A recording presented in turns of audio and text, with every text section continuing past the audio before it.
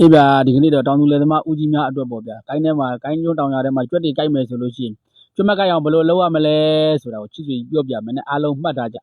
အဲ့ဒါကတော့ရွာတရွာကိုသွားတဲ့အခါကျတော့မိတ်ဆွေတူကပြောတယ်ကိုင်းကျွန်းတောင်ရထဲမှာကြွက်တွေကိုက်ပြီဆိုလို့ရှိရင်ကြွက်စေးမချပါနဲ့တဲ့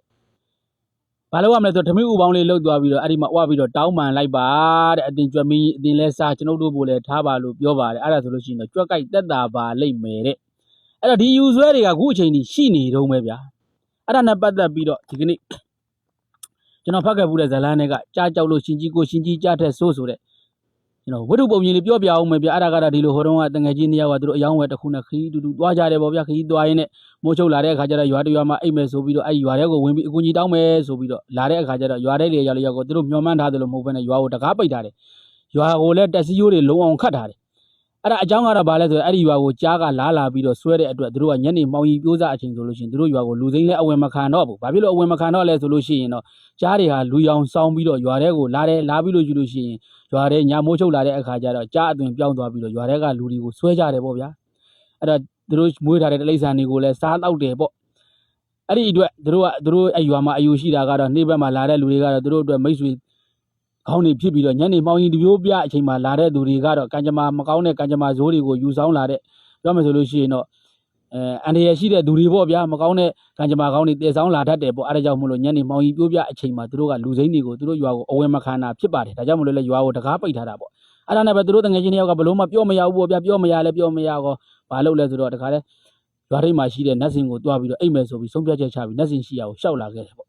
နတ်စင်လည်းရောက်တော့အဲ့မှာတယောက်သောသူကတော့နတ်ကိုယုံကြည်တယ်တဲ့တယောက်သောသူကတော့နတ်ကိုမယုံကြည်ဘူးတဲ့ဗျအဲ့တော့နတ်ကိုယုံကြည်တဲ့သူကတော့ထုံးစံအတိုင်းပေါ့ဗျာနတ်စင်ရှိကိုရောက်တယ်ဆိုလို့ရှိရင်ပဲတခါတည်းနတ်ကိုတောင်းပန်တော့တာပဲအတင်နာမင်းကြီးကျွန်တော်တို့ကိုဒီတညဒီမှာတဲခိုဝင်ပြုပါအဲ့တော့ကျွန်တော်တို့ရဲ့အသက်အန္တရာယ်တွေကိုကျွန်တော်တို့ကိုကြားမစားရအောင်ကအတင်မှကျွန်တော်တို့ကိုစောင့်ရှောက်ပေးသနာတော်မူပါလို့ပြောလဲပြီးတော့တခါတည်းသူတို့မှပါလာတဲ့စားကောင်းတောက်ဖွယ်တွေနဲ့နတ်စင်ကိုတင်မြောက်လဲပြီးတော့နတ်စင်အောက်မှာဝင်အိပ်ဖို့အတွက်ကိုနေရာရှင်းလင်းတော့တာပဲတယောက်ကတော့နတ်စင်ပေါ်မှာတက်အိတ်တယ်ဘာလို့လဲသူနတ်မှာမယုံကြည်တာကိုနတ်ကိုမယုံကြည်လို့နတ်စင်ပေါ်မှာသူကတခါတည်းတက်အိတ်လိုက်တယ်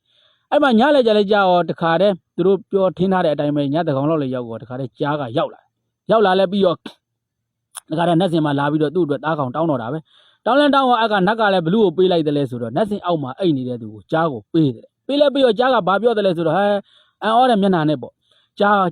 နတ်ကိုပြောတယ်အတင်နမင်းကြီးပေါ့ဒီအောက်မှာအိတ်တဲ့သူဒီအတင်ကိုရိုသေလေးစားကြည်ညိုခြင်းကြောင့်အောက်မှာအိတ်ချင်းဖြစ်တယ်နတ်စင်ပေါ်မှာအိတ်တဲ့သူဒီအတင်ကိုမယိုမသိမလေးမစားခြင်းကြောင့်နတ်စင်ပေါ်မှာအိတ်တာဖြစ်တယ်အဲ့တော့အတင်ဒီမယိုသေးမလေးစားတဲ့သူကိုမပေးဘဲနဲ့အဘဲအတွက်ကြောင့်များယိုသေးလေးစားတဲ့လူကိုပေးရပါတယ်လေလို့မေးတဲ့အခါကျတော့နတ်ကဘာပြန်ပြောတယ်လဲဆိုတော့အေးဟုတ်တယ်တဲ့အပေါ်ကလူကငါ့ကိုမယိုမသိမလေးစားတဲ့သူဖြစ်တယ်ဒါကြောင့်ငါ့ကိုမကိုးကွယ်ဘူးငါ့ကိုမကိုးကွယ်တာဖြစ်တဲ့အတွက်သူ့ကိုငါမပိုင်ဘူးတဲ့အောက်ကလူကတော့ငါ့ကိုယိုသေးလေးစားတာဖြစ်တဲ့အတွက်ငါ့ကိုကိုးကွယ်တာဖြစ်တဲ့အတွက်ငါပိုင်တယ်တဲ့အဲ့တော့မင်းကိုငါပေးမယ်ဆိုလို့ရှိရင်ငါပိုင်တဲ့လူကိုပဲပေးလို့ရမယ်ငါမပိုင်တဲ့လူကိုပေးလို့မရဘူးတဲ့ဆိုလဲဆိုအဲ့လိုလဲပြောတော့ဒီခါအဲ့ကနဲ့ကြားကဘာမှမပြောတော့ဘဲနဲ့အောက်ကလူကိုဆွဲသွားတယ်ပေါ့ဗျာအဲ့တော့ဒီကြားဆွဲခံရတဲ့လူနဲ့ကြားမဆွဲမခံရတဲ့လူကိုကျွန်တော်တို့ပြန်ပြီးတော့ကြည့်မယ်ဆိုလို့ရှိရင်အဲ့တော့ကြားဆွဲခံရတဲ့သူကသူ့ရဲ့ကိုကျွန်တော်တို့တွေစောင့်ရှောက်တဲ့နေရာမှာသူ့ကိုဘ ഹു တုတ္တတွေပညာတွေနဲ့စောင့်ရှောက်တာမဟုတ်ဘဲနဲ့ယုံကြည်မှုတွေနဲ့သူ့ကိုသူစောင့်ရှောက်တာပဲဖြစ်တယ်အဲ့တော့နတ်စင်ပေါ်မှာတိုက်တဲ့သူကတော့သူ့ရဲ့ပြောမဆိုရင်တော့အတွေ့အကြုံတွေနဲ့ဘ ഹു တုတ္တတွေနဲ့သူ့ကိုသူစောင့်ရှောက်လို့သူဟာလုံခြုံသွားတာပဲဖြစ်တယ်အဲ့တော့ညီလေးညီမလေးတွေလည်းသိထားကမှကိုဘဝမှာစောင့်ရှောက်ဖို့ဆိုရင်ဘ ഹു တုတ္တတွေပညာတွေပြည့်စုံနေမှာစောင့်ရှောက်လို့ရတာပဲဖြစ်တယ်တချို့သောသူတွေကပညာမဲ့တဲ့သူတွေကဘယ်လိုတွေ့လဲဆိုတော့ကိုသူများတွေကကိုယ့်ရဲ့ကံကြမ္မာကိုသူတစ်ပါးကဖန်တီးလို့ရတယ်ကိုယ့်ရဲ့ကံကြမ္မာတွေကိုသူများတွေကပြုပြင်လို့ရတယ်ဆိုတဲ့အတွေးတွေနဲ့သူများတွေကိုလက်ပြီးတော့ကိုယ်ကွယ်နေတယ်စိတ်ကပ်နေတယ်ယုံကြည်နေကြတော့ခုအချိန်ကြီးရှိနေကြတော့ဖြစ်တယ်ဟောဉာဏ်ပညာနဲ့ပြည့်စုံပြီးဘုသူတ္တရာရှိတဲ့လူတွေကြတော့သူများကိုအာမကိုကိုပဲအားကိုတယ်လေကိုယ့်ရဲ့ဘဝကိုကိုယ်တိုင်ထူးစစ်ကမယ်ကိုယ့်ရဲ့ဘဝကိုကိုယ်တိုင်ပုံဖော်ရမယ်ကိုယ့်ရဲ့ဘဝတွေကိုကိုယ်တိုင်ဖန်တီးခြင်းသာလျှင်အကောင်းဆုံးဆိုတဲ့စိတ်ကူးတွေနဲ့ကိုစောင့်ရှောက်ကြတာပဲဖြစ်တယ်ဒါကြောင့်မို့လို့ညီလေးတွေညီမလေးတွေကလည်းကိုယ့်ဘဝကိုအကောင်းဆုံးစောင့်ရှောက်ဖို့ကိုယ့်ဘဝကိုအကောင်းဆုံးပြုပြင်ဖို့ဆိုရင်ဉာဏ်ပညာဘုသူတ္တတွေနဲ့ပြည့်စုံမှဖြစ်မယ်ဆိုတာကိုဒီကနေ့ဒီပုံမြင်လေးနဲ့ချစ်ဆွေကြီးကလာပြီးတော့ညီလေးညီမလေးတွေကိုပြောကြရခြင်းဖြစ်ပါတယ်အားလုံးကိုကျေးဇူးတင်ပါတယ်နော်